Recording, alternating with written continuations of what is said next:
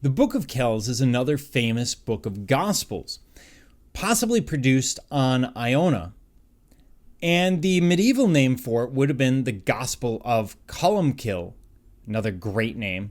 In other words, the Gospel of St. Columba. And this isn't saying that he wrote it. This is rather that it is dedicated to him.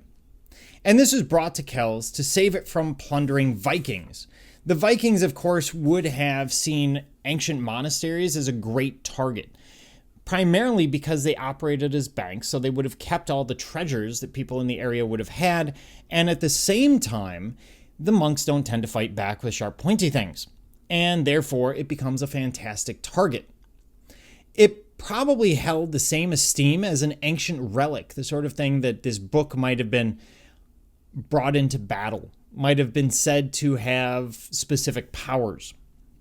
What we're looking at is the Cairo page from the Book of Kells. And this marks the first appearance of Jesus' name in the book of Matthew.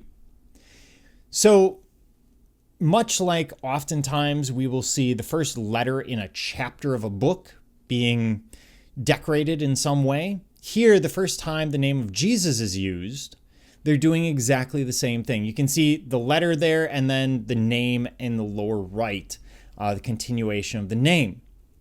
And what we see is human heads and animals, perhaps depicting this idea that life cannot exist without some form of interdependence, that we are all of the same fabric. And when we look at it, we see several animals, for example, cats and mice, oftentimes spiritually referring to this idea of God and the devil going back and forth, who's winning, who's losing, or a depiction of life itself, that sometimes you're the cat and sometimes you're the mouse. What we do see is definitely an aesthetic display, display meant for purposes of beauty more than anything else. It also would have brought about spiritual contemplation. You could look at it and explore the ideas of the people in this piece, of the figures in this piece, of their meaning. It becomes didactic in many ways as long as you learn the symbolism, as long as you learn the visual language that's being used throughout the piece. It almost becomes a focus for meditation.